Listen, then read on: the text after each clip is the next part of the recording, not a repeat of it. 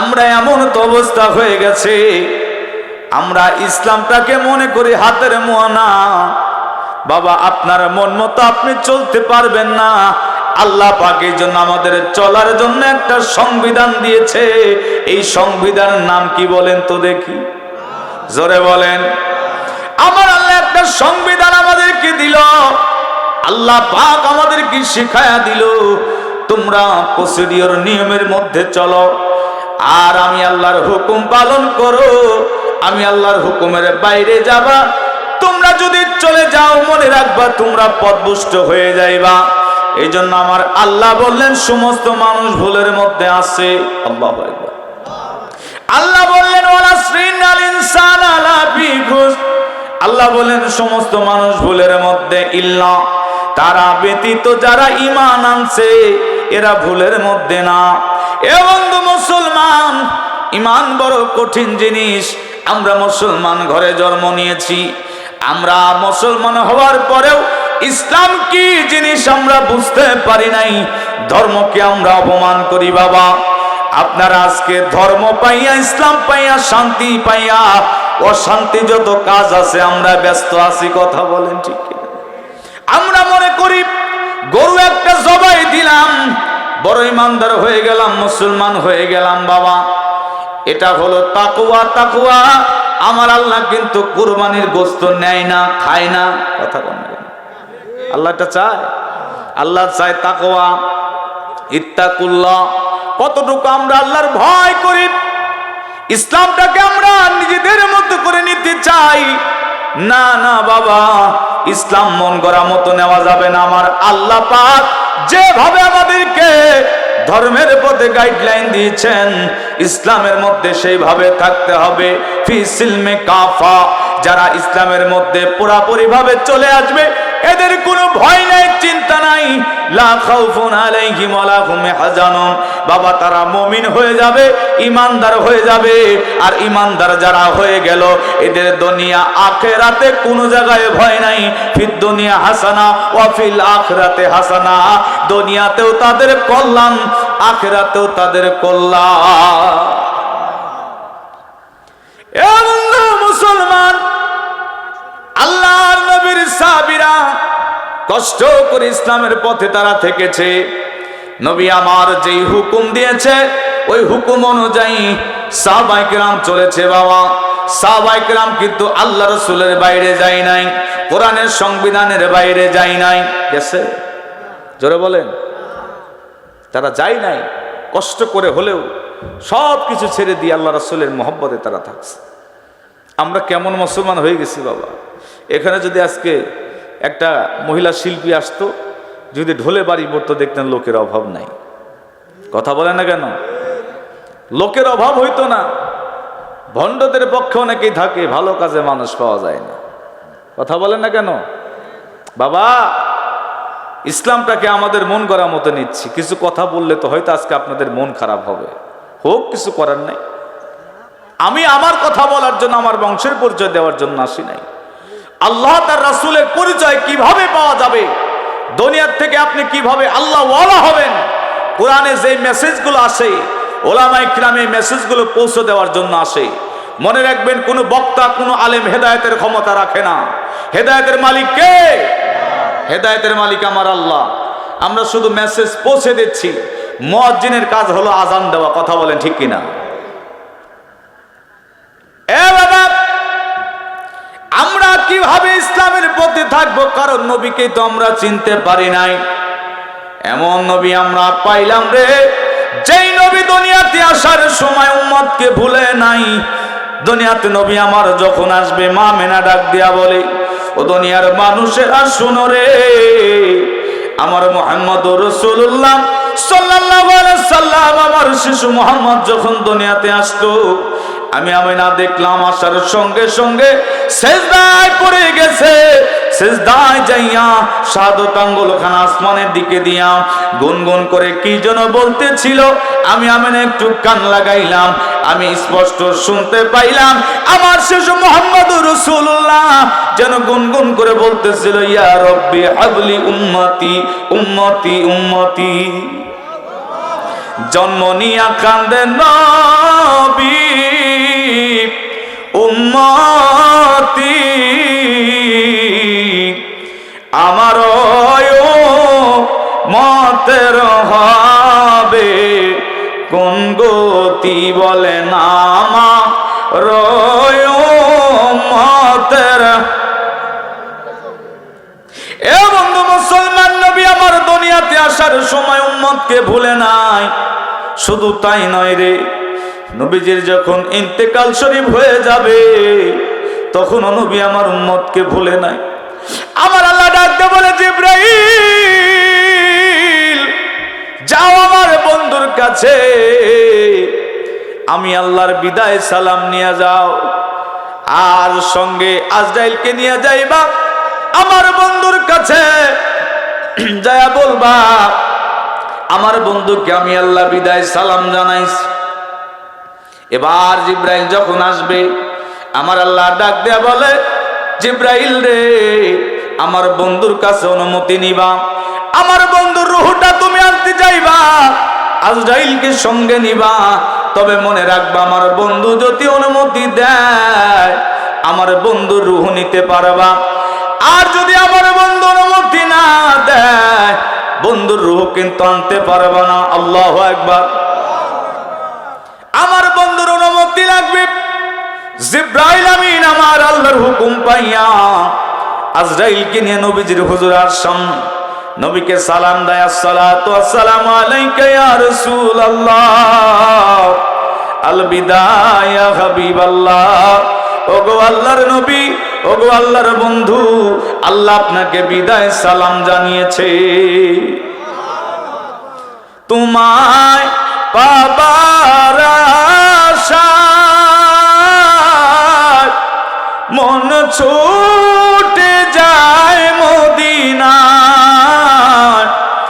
একবার দিদার দাও না, আর দূরে থাকিও না।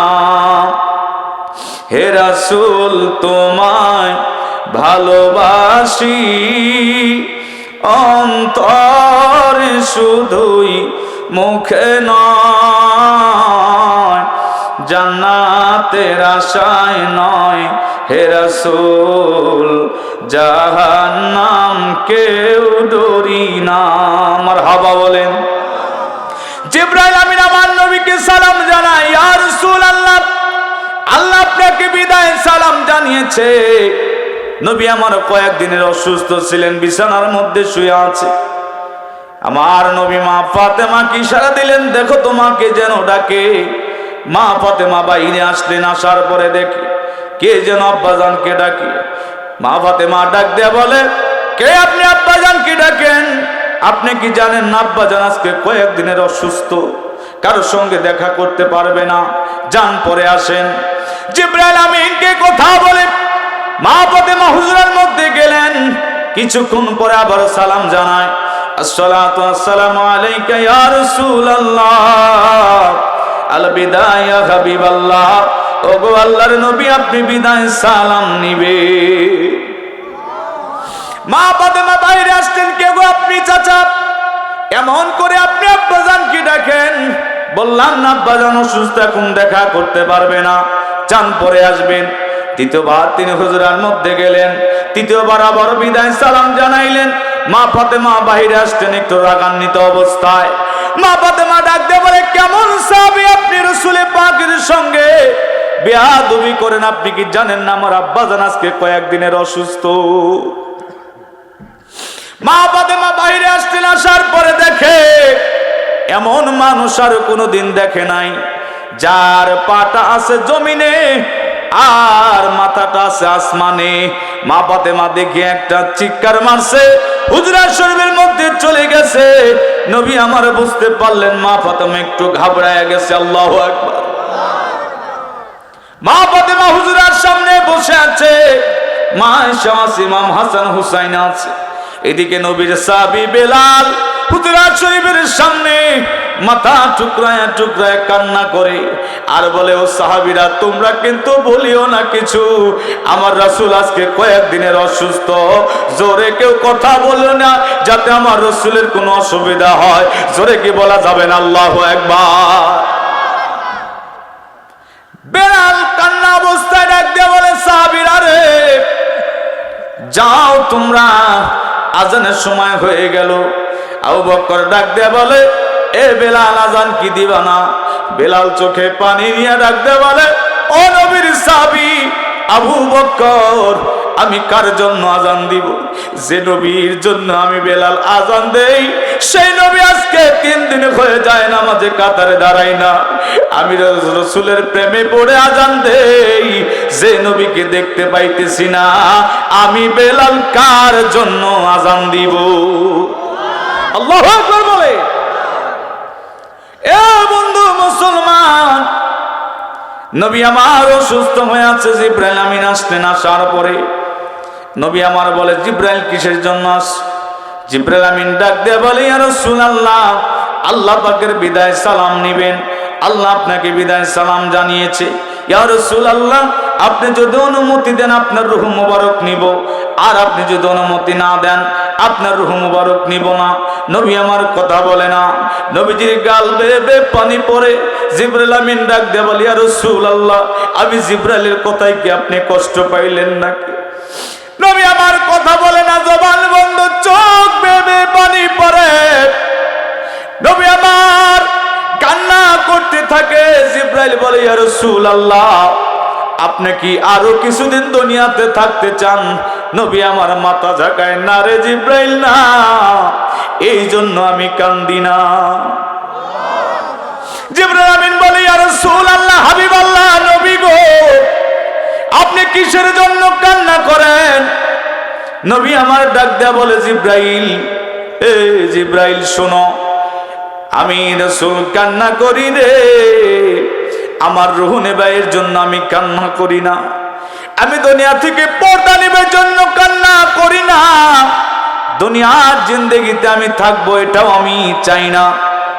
তাহলে আপনি কিসের জন্য কান্না করেন? নবী আমার ডাক দেয়া বলে, জিবরাইল, আমি রাসূল যেদিন উফাত নিব, আমি রাসূলের পর্দা হয়ে যাবে যখন, আমার কোটি কোটি উম্মত, এই উম্মতের দায়িত্ব কে নিবে? এই জন্য আমি রাসূল কান্না করি। এমন এতিম নবী আমার, মায়া দয়া নাই রে তোদের, তারপরে ও তোমারা মারলি আমার নবী রে, নবী বিনে কে তড়াবে পুলছেরা তুমি জানে, নবী বিনে কে তড়াবে পুলছেরা তুমি জানে। চলো চলো ও মুমিন ভাই, চলো নবীর দরবারে, চলো চলো ও মুমিন ভাই, চলো নবীর, নবী বিনে কে তড়াবে পুলছেরা তুমি জানে, নবী বিনে কে তড়াবে। নবী আমার কেমন উম্মতের পাগল দুনিয়ার মুসলমান। নবীজি আমার একদিন গোসল মোবারক দেওয়ার জন্য মা আয়েশার হুজরার মধ্যে প্রবেশ করেছে। মা আয়েশাকে ডাক দেয়া বললেন, আয়েশা রে, আমি তো গোসল দিব, আমার গোসলের পানি উঠায় দিতে পারবা কিনা? মা আয়েশা ডাক দেয়া বলে, ইয়া রাসূলুল্লাহ, হাবিবাল্লাহ, নবী গো, আপনি একটু অপেক্ষা করেন, আমি আয়েশা আপনার খেদমতের জন্য আমার সবকিছু কুরবান করতে চাই, আমার মা বাবা আপনার কদমে কুরবান হোক। ইয়া রাসূলুল্লাহ, হাবিবাল্লাহ, নবী, আপনার খেদমতের জন্যই সিদ্দিক আবু বকর আমার বাবা আপনার সঙ্গে বিবাহ দিয়েছে, নাহলে আমি আয়েশার এত ছোট্ট বয়সে কেন বিবাহ দিবে? আপনি রাসূলের খেদমতের জন্যই, আপনার খেদমতের জন্যই আমি আয়েশা আজকে আসি। ইয়া রাসূলুল্লাহ, আপনি অপেক্ষা করেন, আপনার গোসল মুবারকের পানি আমি উঠাই দিতেছি। নবী আমার জলচকের উপরে বসলেন, মা আয়েশা গোসল মুবারকের পানি উঠায়া দিলেন। এবার নবী আমার গোসল করবে, মা আয়েশা ডাকতে বলি, ইয়া রাসূলুল্লাহ, হাবিব আল্লাহ নবী গো, আপনি যদি আমাকে অনুমতি দেন, আপনার গোসল মোবারকের পানি আর আপনার শরীর মোবারক আমি সুন্দর করে ধুয়ে দিব, কসলায়া দিব, আমি আপনাকে গোসল করিয়ে দিব। আমাদের মা বোনেরা বাবাজিদের খেদমত করে তো নাকি? এটা সুন্নতে রাসূল।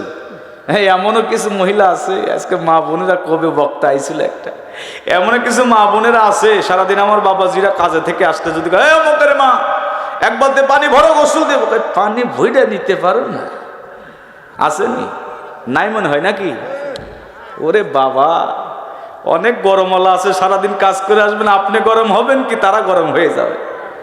না, একটু স্বামীর খেদমত করবেন, স্বামীর খেদমত করবেন। বল আল্লাহ রাসূলের সুন্নাত দেখেন, মা আয়েশা কিভাবে আমার রাসূলের খেদমত করে। একটু মা বোনেরা গভীর মনোযোগ দিয়ে শুনে, আলোচনা আপনাদের জন্য নিচ্ছি, তারপর বাকি অংশে চলে যাবো ইনশাআল্লাহ। মা আয়েশা ডাক দিয়ে বলে, ইয়া রাসূলুল্লাহ, আপনি যদি অনুমতি দেন গো নবী, আপনার শরীর মোবারক আমি ধুয়ে দিব, কসলায়া দিব। নবী আমার মুস্কি হাসি দিলেন, বলেন, ও আয়েশা রে শোনো, আয়েশা শোনো, আমার শরীর মোবারক তুমি কসলায়া দিবা।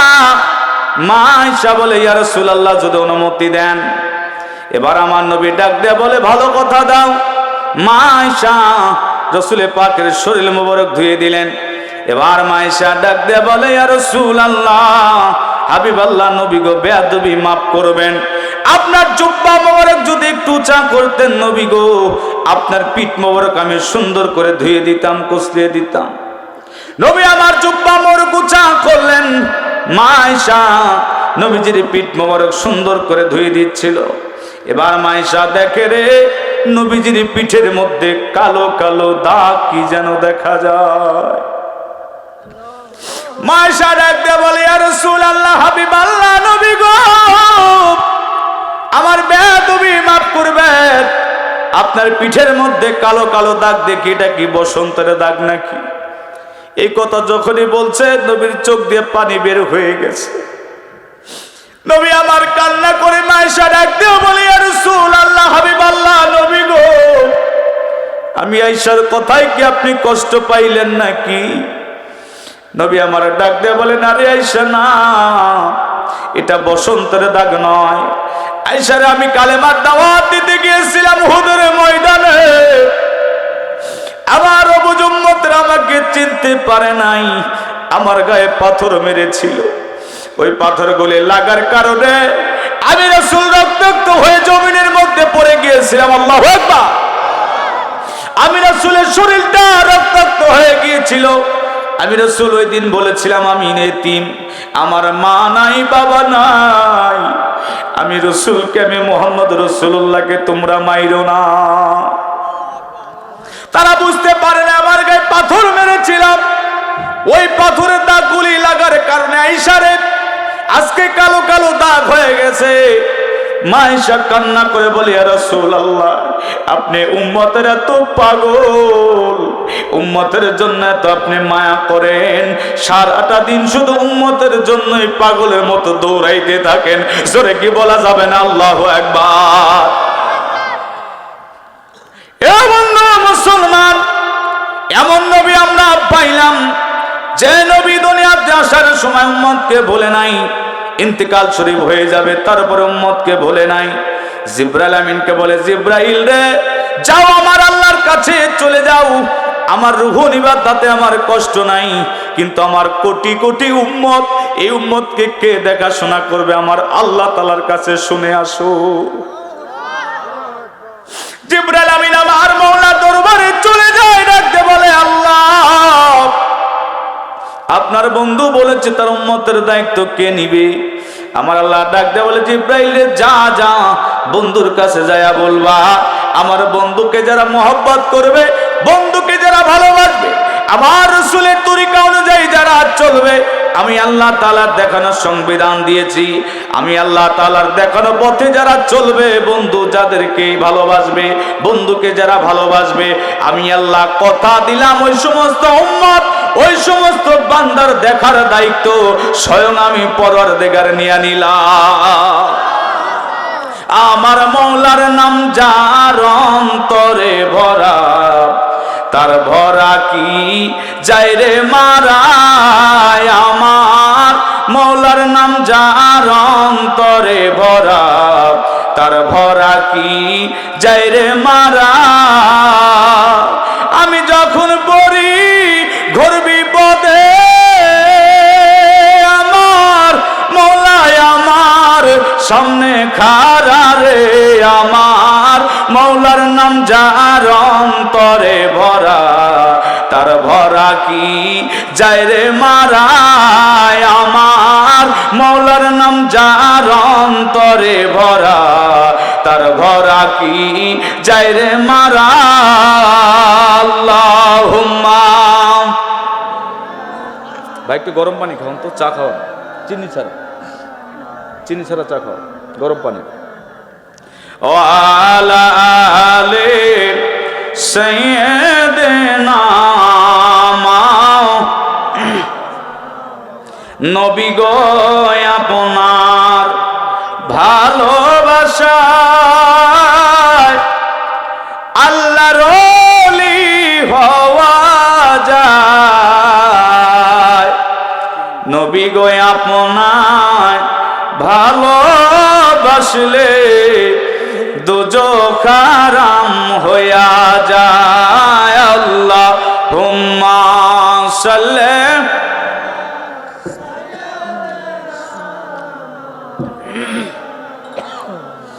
ওয়ালা আলে সাইয়্যিদিনা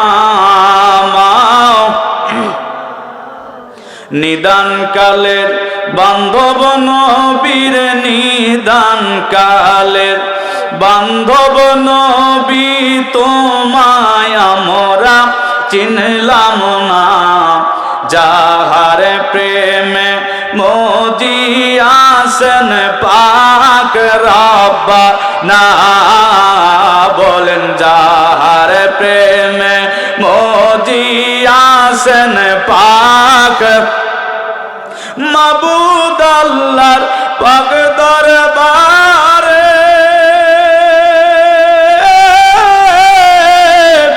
আদম শফি আরজ করে ও নামের সাথে নাম মিশাইছো নামের সাথে নাম মিশাইছো কে গো তুমি কুঞ্জনা যাহার প্রেমে মজিয়াছেন পাক রব্বানা বলেন যাহার প্রেমে মজিয়াছেন পাক লা ইলাহা